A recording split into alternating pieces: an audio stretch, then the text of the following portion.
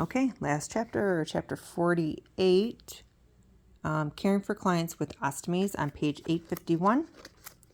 So in ileostomy, we will see liquid stool. So it can remove the entire colon, anus, bypassing those structures completely. But in ileostomy, we will have liquid stool. The stoma. The stoma is the opening of the external abdominal surface of the ostomy, and we want to look for pink and moist. If it's red, severely red or bleeding, we want to reevaluate the collar that goes around the stoma. It might be too tight or ill-fitted, and we want to make sure it's not purple or shiny, because that can indicate tissue death, necrosis. So when an ileostomy is performed, again, the stoma continually will release gas, stool and gas. So right post-surgical, she said that it's very important to make sure that we're going into the patient's room like every hour or so, and she called it burping. Burp their ostomy bag just to make sure that that gas gets out. It will accumulate and explode. So once they have an ostomy, they can no longer have NSAIDs, and they can no longer have enteric-coated medications. So make sure that is a patient teaching factor. So no enteric-coated medications, because the pill won't be absorbed through their system. It just will come right out of their ostomy. Therefore, they're not getting their medications.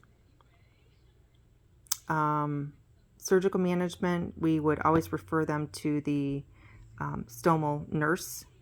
There's a ostomy nurse that will come in and help mark placements of the stoma, talk to the surgeon and make sure it's right position, and then kind of talk to the patient and assess the patient's activity and lifestyles on which type of device will be best post-surgical.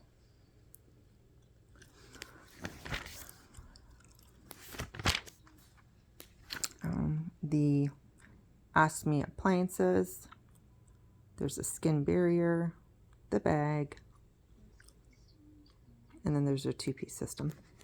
But she didn't go over any of that because we should know all that. Okay, we need to know our positions of where they're located. So that would be a sigmoid colon. That is our transverse. That is our ascending. That's our descending.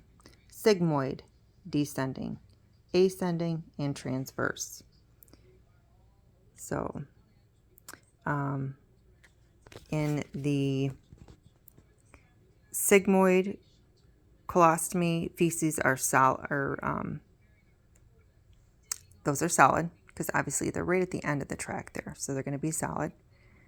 And then in our descendant, the feces are going to be semi-mushy. And then our transverse, they are going to be mushy. And our ascending, they're going to just be liquid, pure liquid.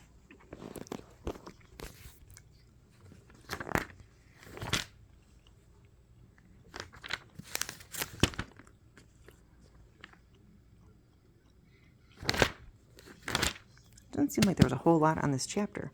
NCLEX style review questions. Number 1 was 1. Number 2 is 4. Number 3 is 4. Number 4 would be here. Number 5 is 1.